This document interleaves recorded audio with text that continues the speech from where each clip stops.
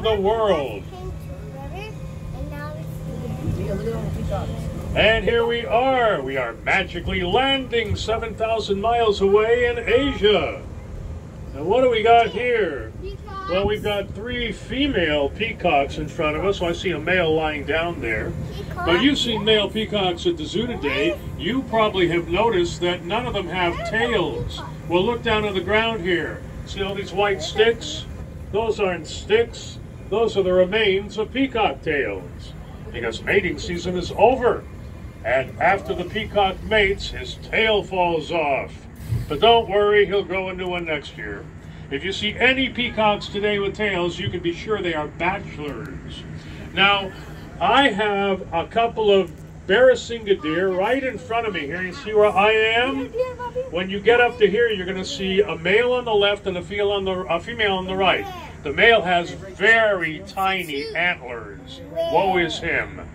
But we're going to see Barasinga deer with big antlers. The name Barasinga is Hindi. It means 12 tined, which means the males can have up to 12 tines on their antlers. This guy doesn't have that many.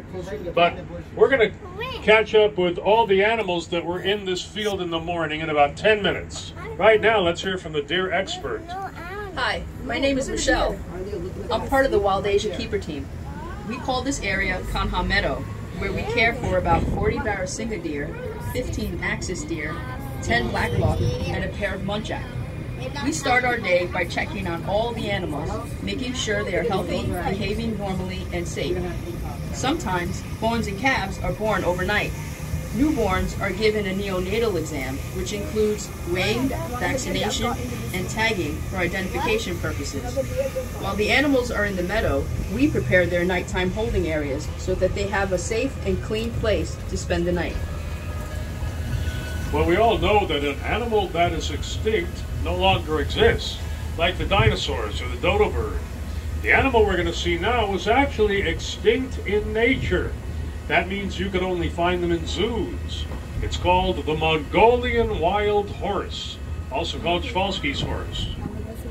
And we're coming up to their exhibit in just a few seconds.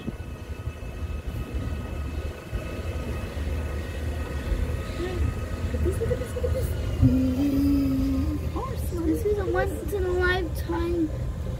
Oh my god, that's Taurus. Well, here is our little herd of Mongolian wild horses. Take a look at them and notice how they're different from our domestic American horses. First of all, they're little. You can't ride them, their backs aren't strong enough. Look at the mane. The mane sticks straight up in the air like a mohawk haircut.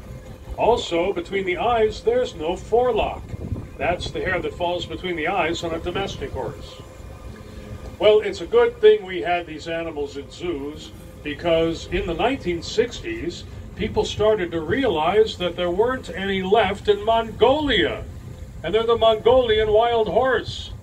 So the zoos got together, and the Prague Zoo is the most influential in doing this, and they created herds of these horses and reintroduced them into Mongolia, where they had become extinct. This is one of our great successes in animal conservation. So let's hear now from the horse expert. I'm Jonathan Slatt, and I'm the Russia and Northeast Asia coordinator for the Wildlife Conservation Society.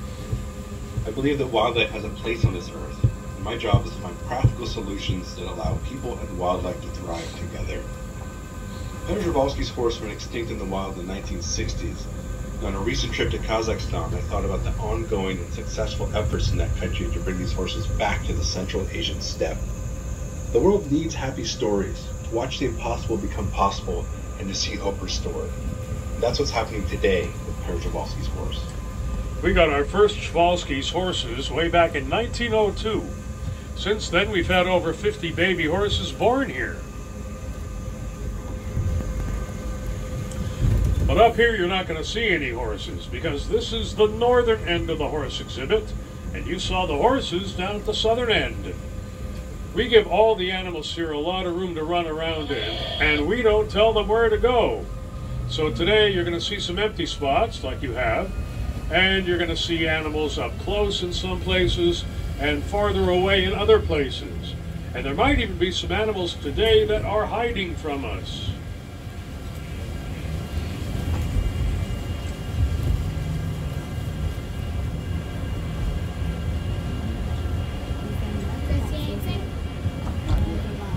Now we're entering an exhibit where we have two vulnerable, endangered species. One is called the brow antler deer and the other is the gaur, which is also called the Indian bison. And I see some gaur right ahead here. You're going to see them when we get past these fallen logs. Oh, you'll also see them now because many of them are over to the right. The gaur is the largest wild cattle in the world. Males can weigh over 2,000 pounds, which is the size of a small car. And look at the horns. A male gaur can fight off anything, even a tiger. What endangers them is not other animals, it's humans who are taking over their habitat. You see? Oh, there's it. Yeah, that's also lovely. Yeah, you can eat that. Right now you might be hearing noise coming from the concrete jungle rather than the Asian one. Sometimes we forget that the beautiful Bronx Zoo is right in the middle of New York City. And the noise you hear behind us now is traffic on the Bronx River Parkway. So the zookeepers built the wall here to keep all that traffic noise away from the next animal, which is the tiger. Tiger? Tigers are solitary animals. They live alone and they hunt alone. That's why we only have one tiger at a time here in our exhibit.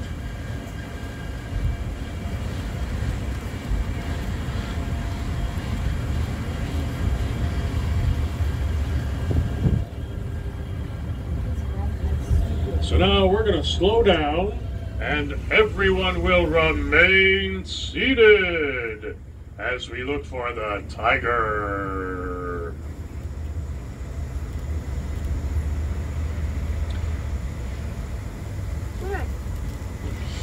Well, I'm looking up the high road. I don't see him up there. No. And he's not in the low road. Let's see, is he in the pond? No, he's not in the pond. No. You might think it's weird for me to look for a tiger in the pond, but they like water. If you think you're going to escape from a tiger by jumping into the water, forget it. So where could he be? Well, I'm looking in the bushes where he likes to hide. No.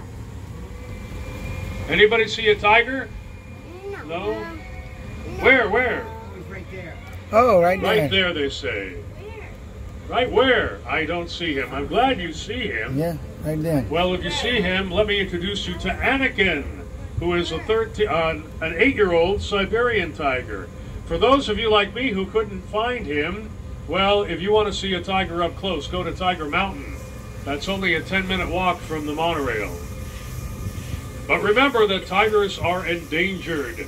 There are only about 4,000 left in the wild. And here we got brow antler deer. I didn't see any beforehand.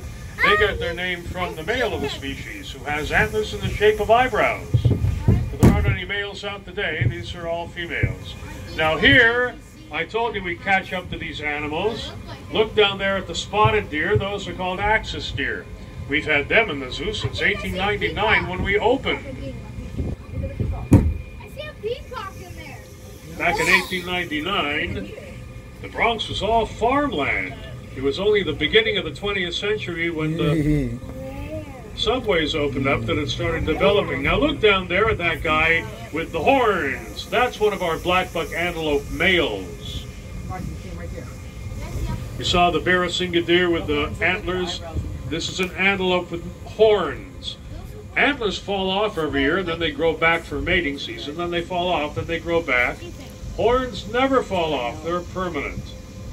Now we're in a very bamboo-y area. This is where we keep the Barbaroussa. We've got a female in the first exhibit. Barbaroussas are from Indonesia. And it means pig deer, because the males have tusks that remind people of the antlers on deer. Yeah, sit down. You can be moved. Hey, no, ma'am. Sit. You can be stand by, ma. They don't allow that. Well, the male's hiding from us under the monorail track. I'm sorry about that. I told you some of them hide. And the Barbaroussa are the hidingest animals in the zoo. But we can't hide the next animal because there's no way to hide an elephant. This is Happy. Happy is a 50-year-old Indian elephant. Now, I caution you to put your hands over your mouth and nose. She's picking up dirt and stuff off the ground and throwing it all over herself. You see that hay on her back and the dirt on her back? Sit down, please. That's because Happy doesn't have thumbs. She can't spray herself with insect repellent. So what she does is she picks up dirt and hay and grass and anything she can find. Look what she's doing now. And she throws it on her back and her belly. And that keeps the insects off. I don't think... She can do a lot with her trunk. You know, she eats and drinks with it. She can pick up a raw egg off the ground without breaking the shell. She can even pull a tree down with her trunk. It has over 40,000 muscles in it. That's more than we have in our whole body. Yeah. And Happy is a very pampered little girl here at the zoo. She gets baths and she gets pedicures.